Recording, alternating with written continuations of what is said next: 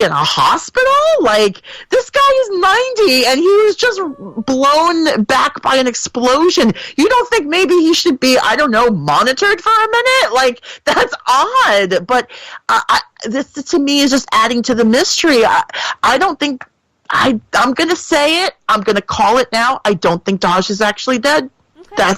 I'm sticking to it. If I'm wrong, I'll eat crow, but I think that she's not dead. I mean, you have convinced me, because I didn't even think about that. Like you said, Picard wakes up at home, and Laris and Zhaban are doting over him.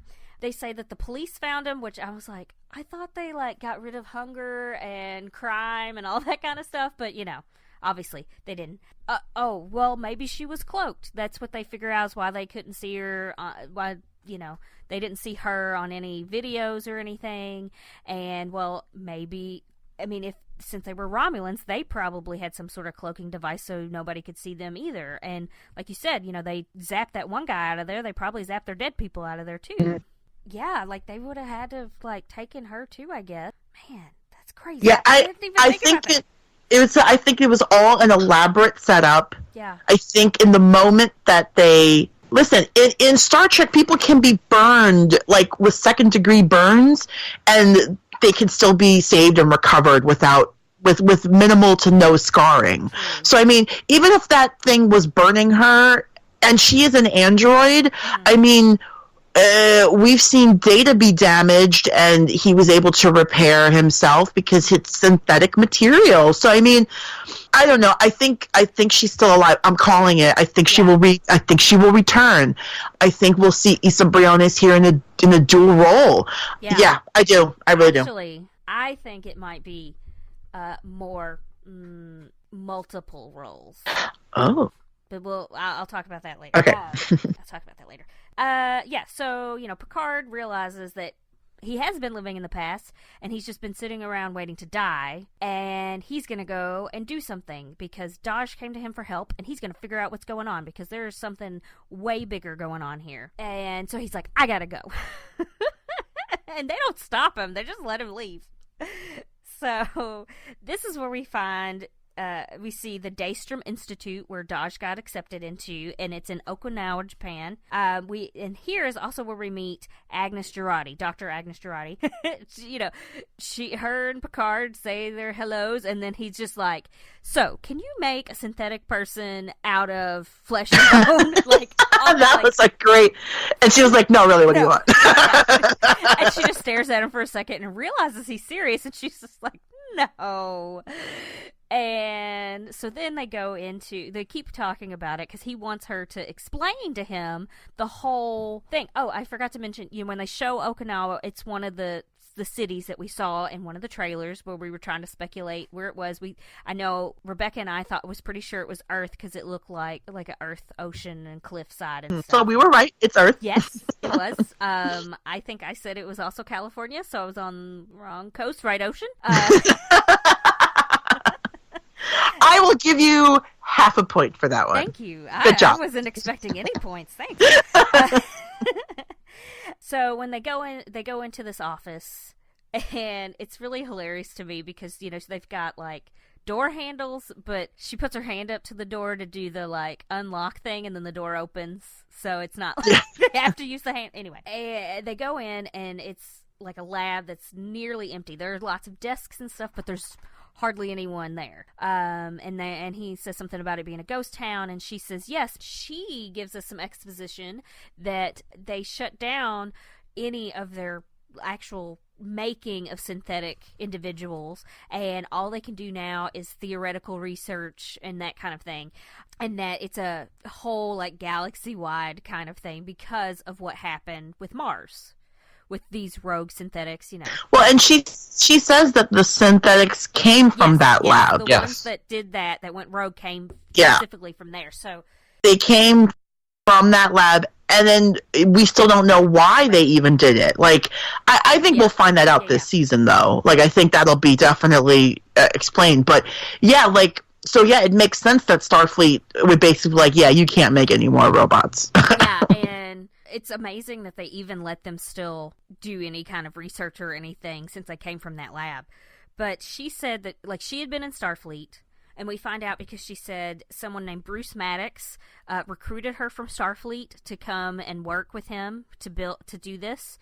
Apparently, he was on the right track to kind of getting more like Data-like androids, but she thinks it would have been like 1,000 years before you could actually have one that was sentient. And I'm like, Agnes, have you seen Measure of a Man?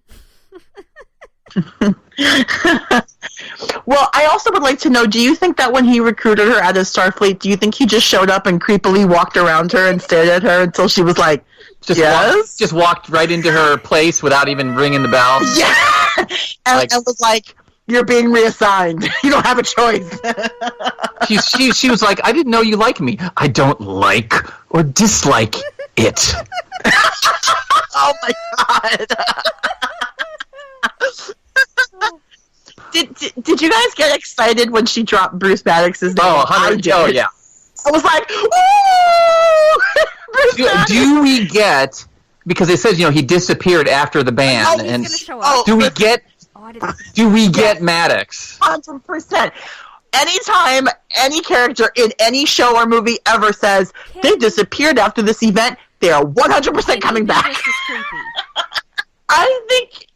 I think it would be hilarious if he was like old man prospector Maddox and was like, "What are you doing on my property?" Like, I think that would be. Or something. I don't think that's working. Oh my god. So funny.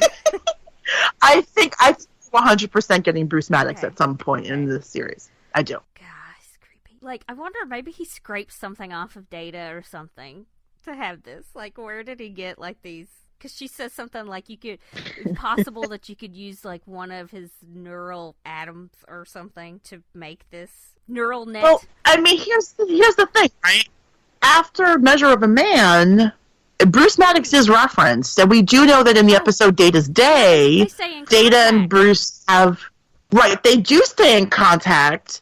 We know that to the point that Data would like write him letters about like an average day. I forgot about So how do we know that at some point Data did not give Bruce one of his neural nets, one of his neural atoms or whatever they are? Like, how do we not know that he didn't do that at some point? Well, to say, hey, look. Yeah.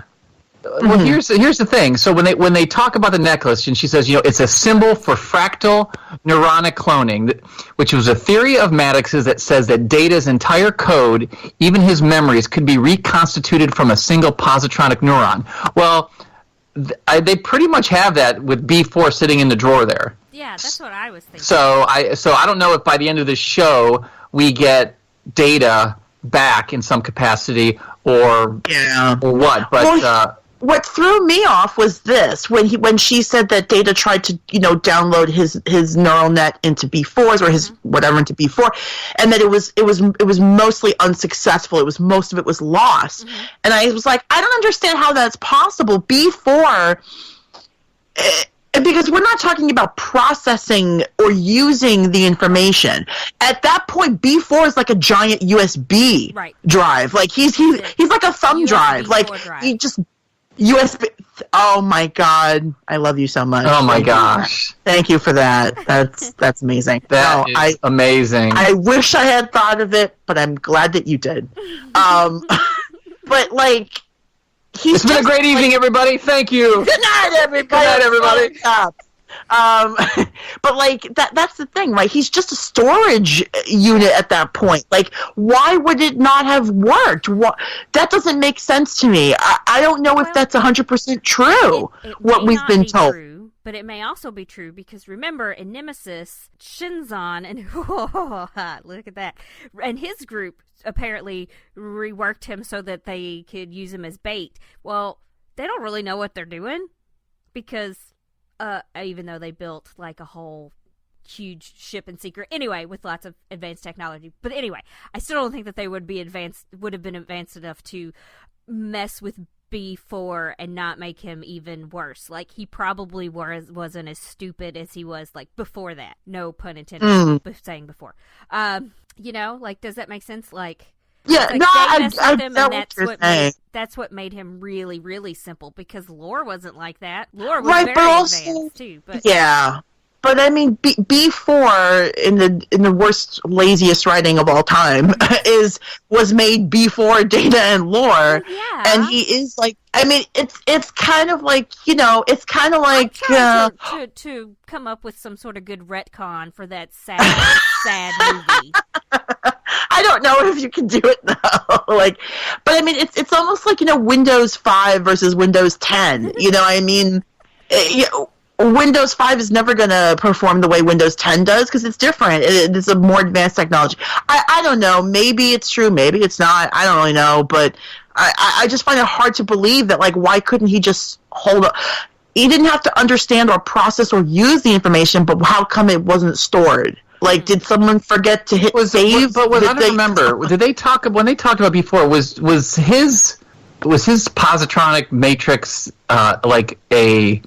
an earlier version or it was prototype one? So it was an earlier version, and when Data downloaded his positronic net into B4, it was with the hope that basically what it would do is it would almost that B4 would be Data 2.0, that he would just become another Data with the same capabilities and the same personality and the same everything. But that didn't happen that way. B4 stayed B4, but we did see at the end of Nemesis, B4 was singing that song that Data sang at Riker and Troy's wedding. So it's certainly implied that Data's in there. And now they're saying, most of it didn't work. Most of it was lost. And I'm just I don't understand how that happened. But what if, somehow it's locked in there and they couldn't figure out where it was, but then around the time that they shut everything down, he found it and he took it with him. There's that. He could have, and how do we know, how does she know that it didn't work? Did Maddox tell her, it didn't work? But by the way, don't ever look in that drawer again because I've totally taken it and I have it at home. Yeah, so that's what I use it for. Don't crack open his head. You'll see his chip is missing. Just totally trust me that it didn't work. You don't have to check it for yourself. No, I mean, yeah. If it's Maddox telling her that, is it because Maddox basically was I'm totes gonna reproduce Data? Yeah, because I mean, he's a creep. Yeah, I like this discussion about this. Yeah. But yeah, he, Joe brought up about the necklace, he shows it to her, and Agnes is like, I wish you'd come on my day off, because by this time she's tired with him and does not want to talk to him. It was wishing she didn't even have to talk to him. And that's kind of funny. Yeah, so we find out that they're cloned in pairs. When we find out, like I said before, Soji, who has a sister and looks just like Dodge, but she knows she has a sister. They come in pairs, but what if there were multiple pairs made of her? So you're saying that the Romulans that came to kidnap her in the beginning said, where are the rest of you? Not just one other person. Yeah. Where's the other one? The other ones, yeah. Right. Yeah. So it's like a...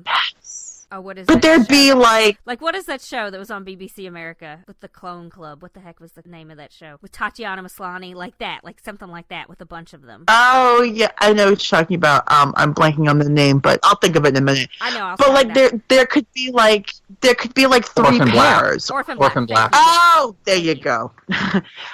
There could be a bunch of pairs of these clones running around, which means there could be. Whoever Soshi's sister is could be a different clone. Yep. And then Daj's other clone could be somebody else. Yep. And there could even be more out there. Mm-hmm. We don't know how many have been made. In one of the trailers, we saw all of those synthetic people that look like dudes or whatever. You know what I mean? Hey, so they could have made a lot. There's an episode of the X-Files with all of these, clone girls, and their names are Eve. The Eve 6 got their name from. Anyway, because, they were numbered like that. And it was kind of like right. that. So these are sort of clones, but they're clones of robots. It's weird how this is going to be. There's so much going on. I honestly did not think that she would have been a full robot. You, Rebecca, were talking about, you thought that maybe she was, Hugh's daughter, and it's okay, so she could have some Borgie stuff, but, I'd never, before watching this the first time, I never was oh yeah, she's an android, ever. Right. Well, the idea is that she's an android, but